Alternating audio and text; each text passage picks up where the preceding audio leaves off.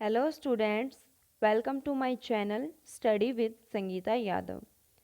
Today we will discuss about class 8th science chapter number 1 crop production and management. So let's start the video. So students आपने previous videos में crop practices के बारे में पढ़ा है या agriculture practices के बारे में पढ़ा है जिसमें आपने कुछ पॉइंट कवर कर लिए थे लाइक फर्स्ट पॉइंट था preparation of soil, second sowing of seeds, third manuring and fertilizer, and now fourth irrigation. So basically what is irrigation? जिसमें irrigation का मतलब यहाँ पे क्या है कि आपको प्लांट में वाटर सप्लाई करना है, that is called irrigation. All living beings need water to live. तो जो भी लिविंग बींग्स है सबको वाटर की रिक्वायरमेंट होती है लिविंग के लिए. Water is important for proper growth and development of flowers fruits and seeds of plant. तो वाटर क्या है सबके लिए इम्पोर्टेंट है. किस चीज़ के लिए? प्रॉपर ग्रोथ के लिए. किस किस की प्रॉपर ग्रोथ के लिए? फ्लावर्स के लिए, फ्रूट्स के लिए या सीड्स ऑफ प्लांट. मतलब जो भी आप प्लांट ग्रो कर रहे हो अगर उसमें वाटर नहीं मिलेगा उसको सफिशिएंट अमाउंट में तो वो ग्रो नहीं करेगा. Along with water minerals and fertilisers are also absorbed. अगर आप वाटर डालोगे उसमें मीन्स वाटर रहेगा सॉइल में प्रेजेंट रहेगा या आप प्लांट में वाटर डालोगे उसी की हेल्प से वो मिनरल और फर्टिलाइज़र को एब्जॉर्ब कर सकता है. अगर आप मान लो एक सूखी सॉइल है, सूखा एरिया है पूरा, उसमें वाटर नहीं है, तो अगर आप उसमें डाल दोगे फर्टिलाइजर्स तो प्लांट क्या करेंगे उस फर्टिलाइज़र को एब्जॉर्ब नहीं कर पाएंगे और ना ही वहाँ से मिनरल एब्जॉर्ब कर पाएंगे. Plants contain nearly 90% water. और प्लांट्स में भी जो पूरी प्लांट्स में जिसमें हम बोल सकते हैं 90% क्या होता है वाटर होता है. जैसे हम ह्यूमन बींग्स में बोलते हैं कि जो बॉडी है उसमें 70% वाटर होता है तो प्लांट्स में कितना होता है 90% वाटर होता है. Water is essential because germination of seed does not take place under dry condition. तो वाटर एसेंशियल क्यों है कि जो सीड का जर्मिनेशन है मतलब जो सीड है वो जर्मिनेट नहीं करता without water. Nutrients dissolve in water get transported to each part of the plant. तो जो भी मान लो वाटर में डिजोल्व न्यूट्रिएंट्स है वो कहाँ जाते हैं? ये सारे प्लांट के सारे पार्ट्स में चले जाते हैं. Water also protect the crop from both frost and hot air current. तो जो वाटर है वो क्या करता है क्रॉप को फ्रोस्ट और हॉट एयर करंट से भी बचाता है. To maintain the moisture of the soil for healthy crop growth. और वो क्या करता है कि जो मॉइस्चर है सॉइल का उसको एब्जॉर्ब करके रखता है या एक तरह से उसको मेंटेन करके रखता है. Fields have to water regularly. मतलब जब तक आप वाटर नहीं डालोगे तो उसका जो मॉइस्चर है वो कैसा हो जाएगा? कम हो जाएगा, वो मेंटेन नहीं रहेगा. The supply of water to crop at different interval is called irrigation. So अब यहाँ से एक क्वेश्चन आ सकता है आपके पास, व्हाट इज इरीगेशन? तब क्या लिखेंगे? The supply of water to crop at different interval is called irrigation. Water की सप्लाई होगी, किस में होगी? क्रॉप्स में होगी और डिफरेंट इंटरवल्स ऑफ टाइम पे होगी, is called irrigation. So what is in irrigation? Supply of water to crops at different interval is called irrigation. Means different different intervals पे जब भी रिक्वायरमेंट होगी आपको क्रॉप्स में वाटर सप्लाई करना पड़ेगा. The time and frequency of irrigation varies from crop to crop. जो time और फ्रीक्वेंसी है इरीगेशन की मतलब किस क्रॉप में कब कितना वाटर चाहिए वो सब क्या है क्रॉप के अकॉर्डिंग डिफरेंट होता है. अब मान लो कोई क्रॉप है वो उसको ज़्यादा वाटर नहीं चाहिए तो उसमें आपको क्या करना पड़ेगा? कम वाटर सप्लाई करना पड़ेगा. एक क्रॉप है जिसको ज़्यादा वाटर चाहिए तो उसमें ज़्यादा सप्लाई करना पड़ेगा. In summer the frequency of watering is higher. जो और समर टाइम में क्या होता है आपको वाटर ज़्यादा देना पड़ता है. Why it so? Could it be due to the increase rate of evaporation of water from the soil and the leave. तो समर टाइम में क्या होता है वाटर जल्दी इवेपोरेट हो जाता है तो इस वजह से उस टाइम में हमें क्या करना पड़ता है? ज़्यादा वाटर देना पड़ता है. Sources of irrigation. तो इरीगेशन के सोर्सेज क्या है? आप वाटर डालोगे, अब ऐसे तो नहीं है कि आपने जैसे आप घर में छोटे प्लांट्स होते हैं तो उनमें डाल देते हो. तो ऐसे भी क्या है कि जो क्रॉप होती है वो एक बड़े फील्ड बड़े एरिया में होती है तो उसमें क्या है एक प्रॉपर इरीगेशन मेथड की ज़रूरत पड़ती है. तो क्या क्या इरीगेशन मेथड है वो हम देख लेते हैं. The sources of irrigation are wells, tubewells, ponds, lake, river, dam and canals. जो ये सब क्या है सोर्सेज है इरीगेशन के. तो यहाँ पे देखिए कुछ ट्रेडिशनल मेथड्स दे रखे हैं इरिगेशन के, इनको और स्टडी कर लेते हैं. तो यहाँ पे देखिए फर्स्ट मेथड है मोट, सेकंड है चेन पंप, थर्ड है डेकली एंड फोर्थ है रेड. तो ये सब क्या है ट्रेडिशनल मेथड है, मीन्स जो पहले यूज़ किए जाते थे. ये सब क्या कौन से मेथड है जो पहले यूज़ किए जाते थे. So traditional method of irrigation. The water available in wells, lakes and canals is lifted up by different method in different region for taking it to the field. तो जो भी वेल्स, लेक्स या canals होते थे वो क्या होते थे, उनमें से वाटर को लिफ्ट किया जाता था, मीन्स उनमें से वाटर को निकाला जाता था और फील्ड में डाला जाता था।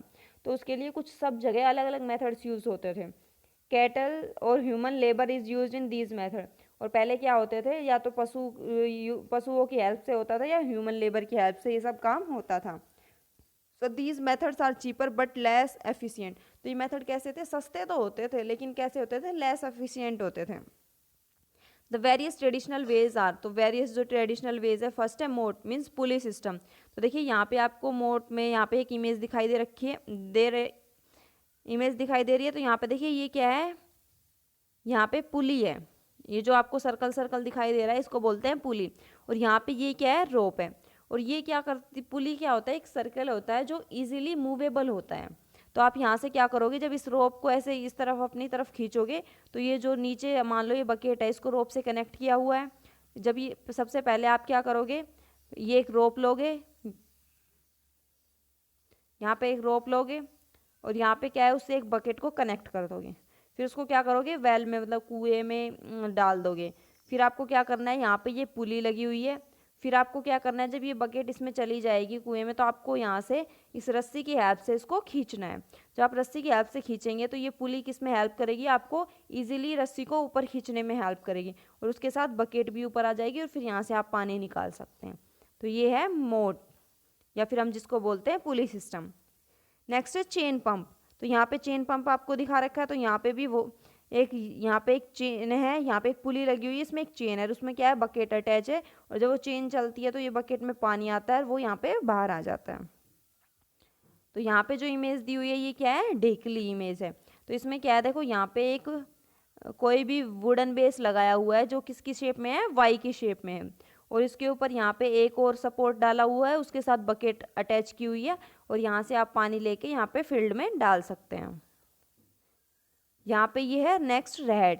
तो इसमें क्या होता है कि देखिए यहाँ पे कोई भी वेल होगा, मीन्स कोई भी यहाँ पे कुआं है, उसमें यहाँ पे ऐसे आपको एक सर्कल दिखा रखा है, इसमें बहुत सारी बकेट अटैच है।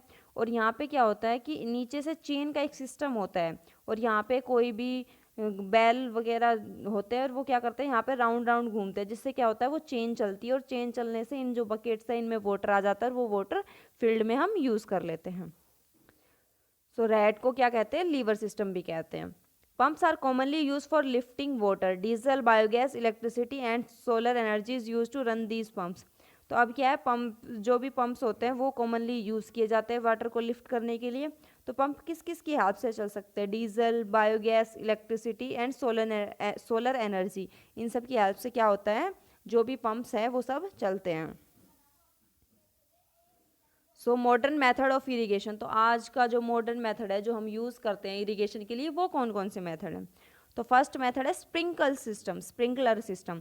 तो यहाँ पे देखिए स्प्रिंकलर सिस्टम की आपको इमेज दिखाई दे रही होगी। यहाँ पे वेल है, यहाँ पे वेल बना हुआ है और यहाँ पे क्या है, आपकी एक मोटर लगाई हुई है जो इलेक्ट्रिसिटी से या फिर सोलर एनर्जी से चलेगी।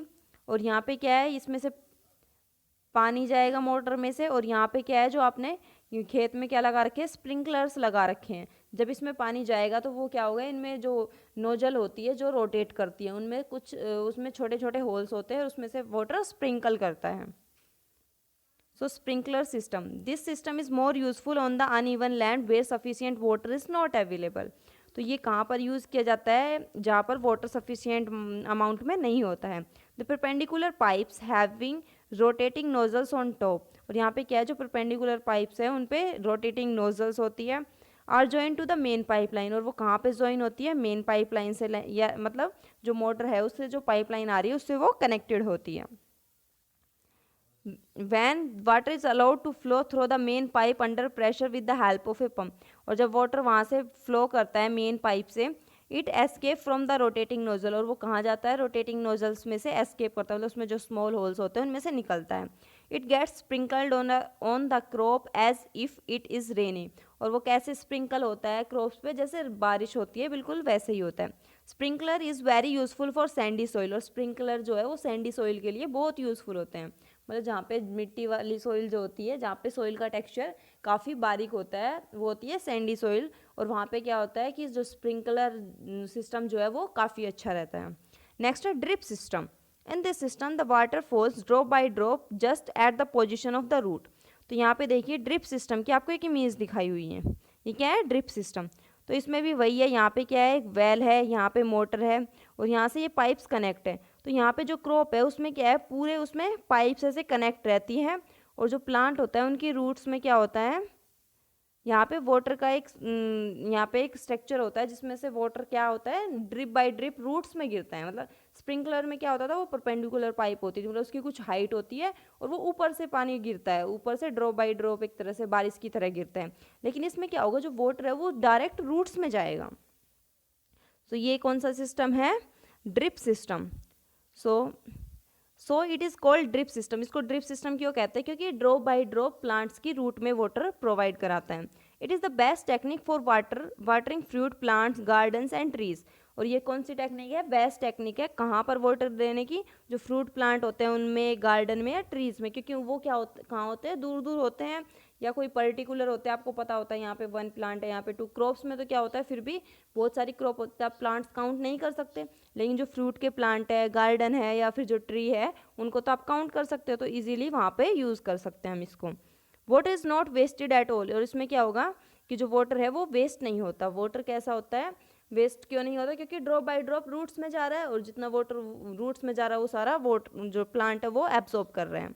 It is a boon in regions where availability of water is poor. तो ये कहाँ पर बून का काम करता है, जहाँ पर वाटर अवेलेबिलिटी पुअर है, मतलब वाटर जहाँ पर कम है, ये मेथड वहाँ पर ज़्यादा अच्छा रहता है। आपको समझ में आया व्हाट इज इरिगेशन। तो इरिगेशन क्या है, एक रेगुलर इंटरवल पे क्या करना है आपको, क्रॉप्स को वाटरिंग करनी है, क्रॉप्स में वाटर देना है, वही क्या होता है, इरिगेशन होता है। इरिगेशन में ट्रेडिशनल मेथड पढ़े आपने, मॉडर्न मेथड पढ़े। तो ट्रेडिशनल मेथड होते थे, उसमें क्या होता था, जो एनिमल्स होते हैं या जो ह्यूमन बींग्स होते हैं उनकी हेल्प से होता था। लेकिन जो मॉडर्न मेथड है उसमें क्या होता है कि सब जैसे जो इलेक्ट्रिसिटी मोटर होती है उसको अटैच किया हुआ था, तो इलेक्ट्रिसिटी की हेल्प से हम कर सकते हैं इसमें। नेक्स्ट है प्रोटेक्शन फ्रॉम वीड्स। वीड्स क्या होता है, फर्स्टली हमारे पास यही क्वेश्चन आता है कि वीड्स क्या है। तो वीड्स क्या, देखो क्रॉप है, आपने कभी देखा होगा कि बहुत सारी क्रॉप मतलब जो फील्ड है उसमें एक पर्टिकुलर क्रॉप है, तो उसमें आपने देखा होगा बहुत सारे कुछ अलग टाइप के प्लांट भी होते हैं। मान लो गेहूं की क्रॉप है, वीट की क्रॉप है, तो उसमें आपको वीट के अलावा भी कुछ प्लांट्स दिखते हैं। तो वो कैसे होते हैं, अनवांटेड प्लांट होते हैं, जो हमें नहीं चाहिए होते हैं, वो क्या होते हैं, उन्हीं को वीड्स कहते हैं। और वीड्स क्या होता है, हमारी जो क्रॉप है उसके लिए बेनिफिशियल नहीं होते, क्योंकि जो भी क्रॉप को न्यूट्रिएंट्स चाहिए वो सारे न्यूट्रिएंट्स वीड्स एब्जॉर्ब कर लेते हैं। और उससे क्या होता है कि जो क्रॉप को जो न्यूट्रिएंट्स चाहिए उनका जो अमाउंट होता है वो कम हो जाता है। Next protection from weeds. तो आप वीड्स से कैसे प्रोटेक्शन करेंगे प्लांट्स की, वो पढ़ लेते हैं। Boojho and Paheli went to a nearby wheat field and so that there are some other plants in the field. तो यहाँ पे लिखा हुआ है, बूजो और पहेली क्या करते हैं, एक पास वाले खेत में जाते हैं जिसमें गेहूं की क्रॉप उगी होती है, और वहाँ पे वो क्या देखते हैं कि गेहूं के अलावा भी कुछ प्लांट्स हैं। In a field many other undesirable plant may grow naturally along with the crop. This undesirable plants are called weeds. तो जो फील्ड है जिसमें अनडिजायरेबल प्लांट्स होते हैं, मतलब जो क्रॉप आपने उगाई है उनके अलावा जो प्लांट होते हैं जो आपको नहीं चाहिए, वो नेचुरली ग्रो करते हैं, और उन्हीं को क्या कहते हैं, हम वीड्स कहते हैं। The removal of weed is called weeding.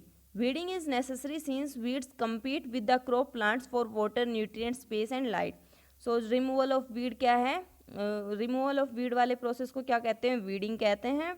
और वीडिंग क्यों नेसेसरी है, क्योंकि वो क्या करता है, जो क्रॉप है उसके लिए जो न्यूट्रिएंट चाहिए, लाइट चाहिए, स्पेस चाहिए, उसमें क्या करता है, उनकी कमी कर देता है।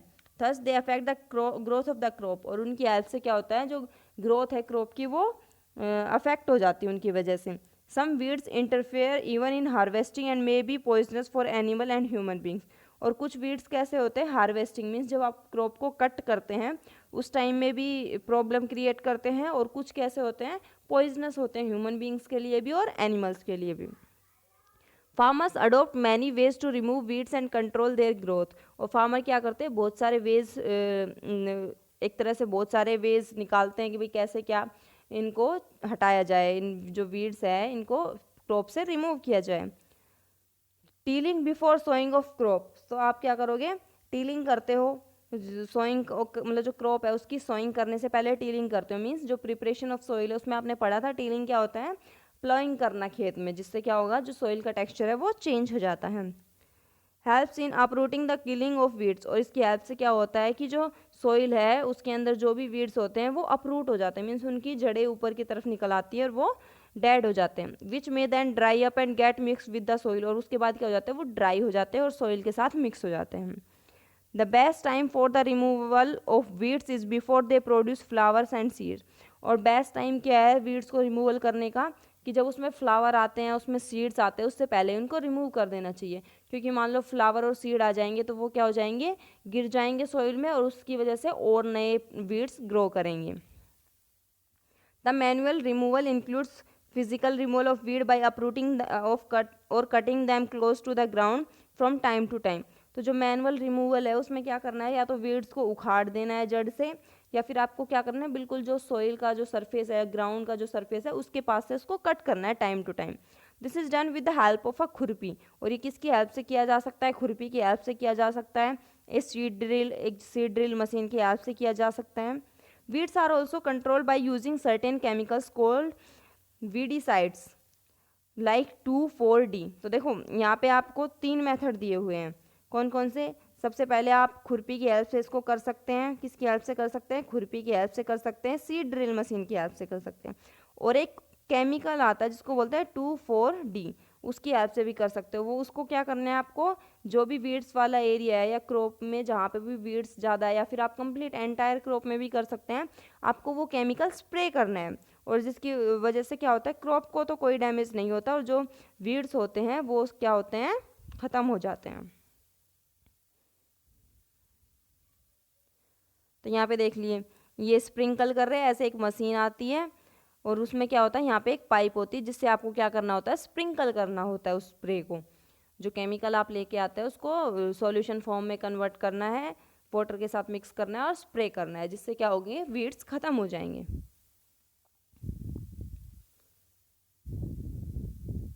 और जो भी इसको करेगा, मीन्स जो स्प्रे कर रहा है उस केमिकल को, उस पर्सन को क्या करना है, अपने नोज़ और माउथ को एक पीस ऑफ क्लॉथ मतलब एक कपड़े से उसको ढक लेना है, माउथ को एंड नोज़ को, ताकि उसको कोई प्रॉब्लम ना हो, कोई इरिटेशन ना हो। सो नेक्स्ट प्रोसेस है हार्वेस्टिंग। तब तक आपने देखा कि जो पूरा प्रोसेस है, मीन्स एक फार्मर आपने देखा कितना काम करता है, कोई भी क्रॉप को उगाने के लिए, वो क्रॉप को प्रिपेयर करने के लिए कितनी प्रैक्टिसेस करता है, कितना लंबा प्रोसेस होता है। फिर उसके बाद फाइनली लास्ट पॉइंट क्या होता है, harvesting.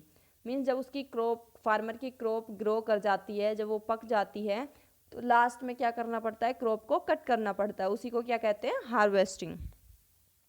Harvesting of a crop is an important task. The cutting of crop after it is mature is called harvesting.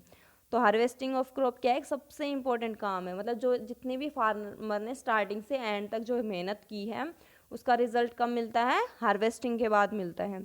तो जो कटिंग ऑफ क्रॉप होती है, जब वो मैच्योर हो जाती है, मीन्स जब वो अच्छे से पक जाती है, तो हम कटिंग ऑफ क्रॉप करते हैं, उसी को क्या कहते हैं, हार्वेस्टिंग कहते हैं। In harvesting crops are pulled out और cut close to the ground.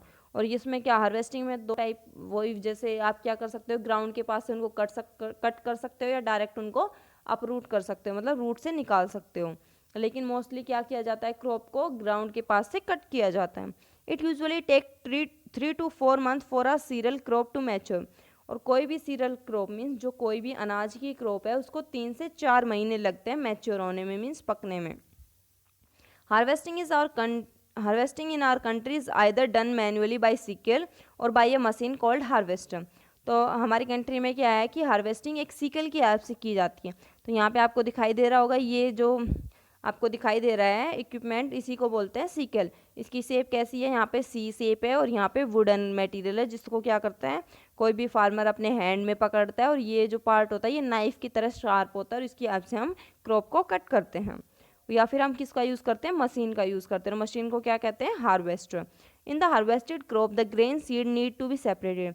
जो हार्वेस्टेड क्रॉप होती है उसमें उसके बाद क्या करना पड़ता है, जो सीड्स होते हैं उनको सेपरेट करना पड़ता है फ्रॉम द चॉफ। जो भी चॉफ होता है उसमें से उसको सेपरेट करना पड़ता है, मतलब जो आपको मान लो अनाज चाहिए तो आपको क्या है, अनाज को अलग करना है। जो भी उस क्रॉप में अनवांटेड तो नहीं होता, मतलब किसी ना किसी तरह वो यूज़ हो जाता है, जो भी अदर पार्ट होता है क्रॉप को, उसको अलग करना है, और जो अनाज है उसको अलग करना है। This process is called threshing, और इस प्रोसेस को क्या कहते हैं, थ्रेसिंग कहते हैं। This is carried out with the help of a machine called combine, with which is in fact a combined harvester and thresher. और ये सब किसकी हेल्प से हो जाता है, कंबाइन मशीन होती है जिसकी हेल्प से आप इसको कर सकते हो, और जिसको हम क्या बोल सकते हैं, कंबाइन हार्वेस्टर बोल सकते हैं एंड थ्रेसर बोल सकते हैं। तो यहाँ पे आपको ये मशीन दिखाई दे रही है, इसको क्या बोलते हैं, कंबाइन बोलते हैं। क्यों बोलते हैं कंबाइन, क्योंकि ये साथ के साथ क्रॉप को कट भी करेगा और उसको थ्रेश भी करेगा, थ्रेशर का काम भी करेगा और हार्वेस्टर का काम भी करेगा, इसलिए इसको बोला गया है combine. That's all for today's video.